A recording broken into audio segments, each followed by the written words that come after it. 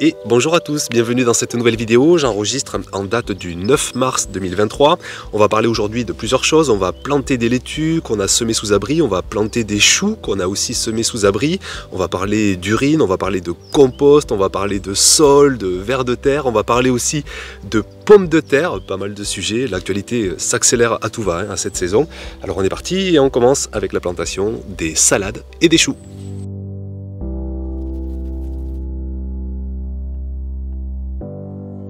Alors on attaque avec la plantation de deux cultures précoces qu'on va pouvoir implanter assez tôt au potager. Pourquoi assez tôt? Parce que ce sont des cultures qui résistent déjà à de petits gels, jusqu'à -2, -3, -4 degrés. Ce sont des cultures qui n'ont pas besoin d'avoir un sol extrêmement réchauffé. À partir de 10, 11, 12 degrés, elles sont déjà dans de bonnes conditions. Donc pour pouvoir les planter aussitôt en saison, j'ai démarré encore plus tôt et sous abri du gel, sous abri de l'hiver, sous abri de trop d'humidité. J'ai semé mes choux en alvéoles, des petites alvéoles de 3 cm, et vous voyez que 35-40 jours plus tard, on a vraiment des beaux petits plants bien développés. Alors ces plants, je peux en faire deux choses. Soit je peux les repiquer dans des godets individuels pour les faire grandir plus encore, pour leur apporter plus de place, plus de minéraux avec un terreau tout neuf. Ce que je fais d'ailleurs en partie pour certains plants, j'ai pas envie de tout planter maintenant, donc j'en mets quelques-uns en godet individuel. Et pour les autres plants de choux, on le verra tout à l'heure, je vais aller les planter directement en pleine terre.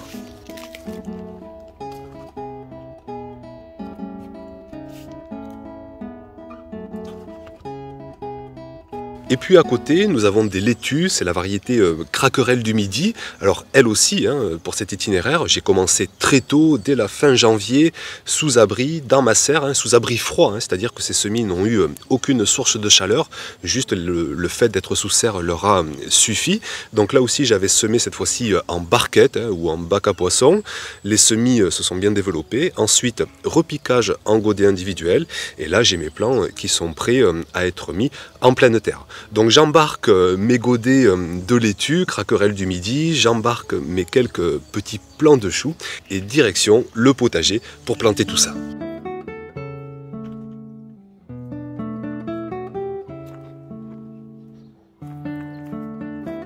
Je me mets sur une parcelle que vous voyez juste derrière moi. On est encore sur ma nouvelle zone de potager. On ira tout à l'heure pour les pommes de terre sur ma toute première zone que vous voyez depuis maintenant de nombreuses années. Donc ici on est sur une parcelle que j'avais paillée à l'automne, que j'avais paillée même grandement, avec des tonnes de résidus végétaux, des restes de mes anciennes cultures, des tontes, des broyats. Donc première opération, faire un gros dépaillage. J'enlève tout ça. Comme souvent, j'aime bien prendre mon tamis pour tamiser les grossièretés du paillage et garder en fait ce qui s'est décomposé, ce genre de compost qui tombe en surface une fois tamisé. Et en parlant de compost, je vais en profiter pour en faire un bon rajout. J'ai une terre qui est encore très jeune, c'est une terre végétale. Il va me falloir, comme sur l'autre potager, des années et des années pour la structurer, pour la lier, pour lui donner vie. Donc je vais faire aujourd'hui cet apport de compost. Je vais dans mon coin à compost. Alors j'ai plusieurs composts. J'ai un compost, c'est un mélange en fait de litière d'animaux, donc des copeaux de bois imbibés d'urine, mélangés avec un compost maison. On y met tous nos restes de cuisine, marc de café, épluchures, tous nos restes d'assiettes, grosso modo, plus des essuie-tout, des cartons, des rouleaux de papier toilette, tout ça. Donc tout ça est récupéré sur place. Donc je récupère ça. Là aussi, je tamise pour vraiment récupérer un compost bien fin, bien mûr, vraiment très agréable au toucher. Et je vais le mélanger avec un autre compost. Les composts, vous savez qu'il y en a plusieurs. Il y a des composts végétaux, des composts de fumier animaux, des composts ménagers venant de nos résidus de la maison. Donc là, on est sur un compost maintenant végétal. Lui aussi, je le tamise. On voit qu'une fois tamisé, il va rester les grossièretés, les bois, les branches, les branchages. Et je récupère vraiment la partie compostée que je mélange avec mon premier compost de litière et de mes résidus de maison.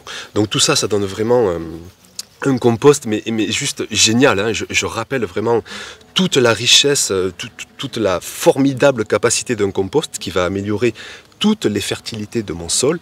Déjà, on va améliorer la fertilité physique, puisqu'on va l'incorporer, on va alléger ce sol qui est quand même assez lourd, on va oxygéner, ça va améliorer aussi la fertilité chimique, puisque un compost contient beaucoup de carbone, ça c'est déjà important parce qu'il faut du carbone pour notre sol, mais ça contient aussi un petit peu de minéraux, de phosphore, d'azote, de potassium, qui vont se libérer très lentement au fil des mois et même au fil des années. Et puis aussi une fertilité biologique, puisque c'est un nid à bactéries, puisque aussi le fait d'alléger le sol, de l'oxygéner, on va attirer encore plus de macrobiologie.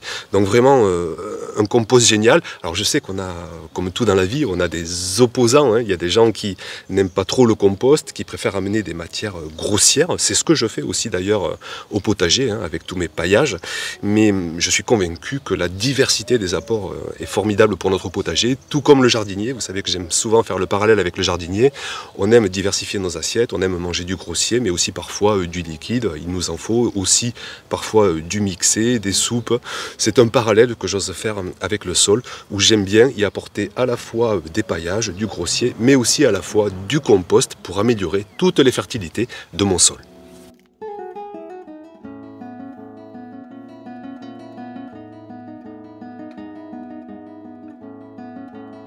Donc ce compost, je l'amène sur ma parcelle, je mets bien 1 à 2 cm d'épaisseur. Ensuite se pose la question, là aussi, de savoir si on va l'intégrer sur les 5-10 premiers centimètres ou si on va juste le laisser en surface.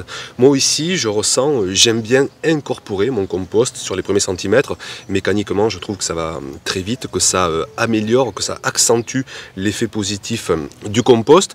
Donc je choisis de prendre ma grelinette dans un premier temps, qui s'enfonce d'ailleurs assez facilement, pour aider à l'incorporation de ce compost. Au passage, qu'est-ce qu'on voit? De nombreux vers de terre, et c'est l'occasion de soulever une nouvelle fois ce débat. Est-ce qu'on laisse faire les vers de terre pour incorporer nos apports, ou est-ce qu'on le fait mécaniquement? Et bien là, je pense que c'est vraiment à chaque jardinier, selon son contexte, selon ses finalités, de décider ou pas s'il va travailler son sol. Moi ici, je le fais un peu mécaniquement, parce que je suis conscient que mécaniquement, je vais mettre 1, 2, 3 minutes à incorporer le compost, alors que des vers de terre, il leur faut 5-10 ans pour ingurgiter les premiers centimètres de sol et faire tout un travail similaire au travail mécanique. Donc ça, c'est à vous de voir si vous voulez le laisser en surface, vous le laissez en surface, mais ici, j'intègre légèrement et mécaniquement mon compost sur les premiers centimètres. Alors nous voilà avec une belle surface à planter, une surface bien enrichie de compost, une surface bien propre qui va accueillir nos plants de laitue. Ensuite se pose la question de savoir si je fais un rajout de fertilité, et je décide d'en faire un, ayant en tête la connaissance que le compost est avant tout un amendement, c'est-à-dire qu'il va améliorer le sol, mais ensuite il est très lent en libération de minéraux, notamment en azote. Je vous rappelle qu'il faut 2 ans pour libérer l'azote d'un compost. Et en plus, un compost contient très peu d'azote, tout juste 1% environ, et 1% qui se libère sur 2 ans. Donc ça fait vraiment de très faibles quantités semaine après semaine qui se libèrent. Alors c'est pour ça que je choisis d'ajouter un apport supplémentaire. Alors je mets en garde là aussi, parce que souvent j'ai des gens qui me témoignent qui sont plus ou moins choqués, mais je vais mettre de l'urine. Alors si ça vous choque, simplement vous avancez d'1 ou 2 minutes la vidéo. Pour ceux que ça ne choque pas, je vous en parle plus en détail. Donc l'urine, contrairement au compost, c'est beaucoup plus concentré en azote, et surtout c'est beaucoup plus rapidement disponible, puisqu'il faut 5-10 jours pour que l'azote se libère, alors qu'il faut jusqu'à 2 ans pour l'azote d'un compost. Donc je prends 1 litre d'urine que je dilue dans 9 litres d'eau, ça fait un arrosoir de 10 litres, et je mets une moitié d'arrosoir, et ça va m'apporter ainsi quelques grammes d'azote qui seront rapidement disponibles et qui vont permettre vraiment une bonne croissance de mes plants de laitue. Alors là aussi, c'est vraiment à vous de voir chez vous. Vous pouvez ne raisonner que par les amendements. Souvent ça marchera très bien, parce que des amendements ça se cumule avec les années, ça libère de la richesse avec des années et des années dans le sol. On a comme un réservoir, comme un frigo plein qui se constitue. Mais moi ici j'ai encore un sol jeune, et c'est pour ça que je choisis de compléter avec cet apport d'urine. Donc une fois ce sol bien préparé, il ne reste plus qu'à planter. Et pour planter les salades, les laitues en l'occurrence ici, il y a quelques gestes à respecter, notamment de ne pas trop enfoncer les plants, sinon rapidement les laitues peuvent pourrir. Donc on se mettra plutôt au-dessus de la surface du sol plutôt qu'en dessous. On respecte un bon espacement de bien 30 voire presque 40 cm parce que les salades vont avoir de la richesse là auprès de leurs racines et elles vont nous faire vraiment des belles et grosses salades. Donc plantation de 30 à 40 cm en tous sens et c'est parti donc pour cette plantation de laitue.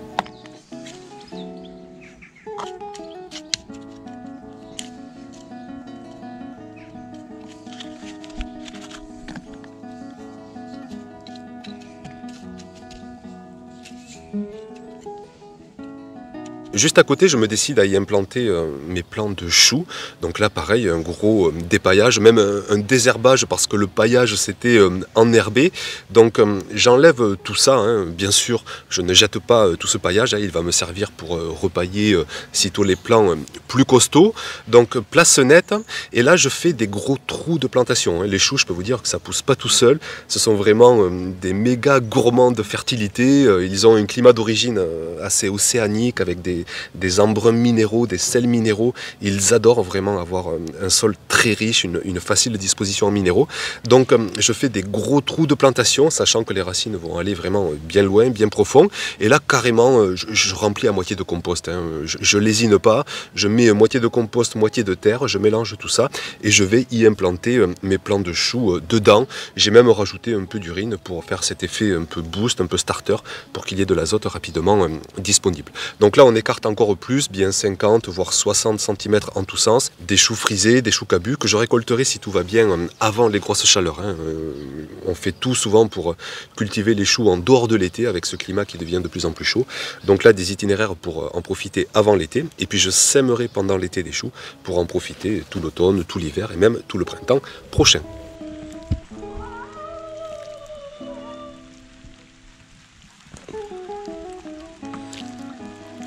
On passe maintenant sur mon tout premier potager qui est collé à celui-ci. Donc là, je vais me mettre à côté d'un semis de mangetout. C'est un semis double ligne de 7 mètres, donc 14 mètres linéaires. J'espère qu'on aura vraiment de belles et grosses quantités de mangetout. Et juste à côté, je vais y implanter des pommes de terre. Là, ici, dans le sud, on a des risques de gel en avril qui vont commencer à être réduits. Et puis, s'ils venaient à geler, une fois que les plants seront sortis de terre, j'ai des rouleaux de protection qui sont prêts au cas où pour me protéger du gel.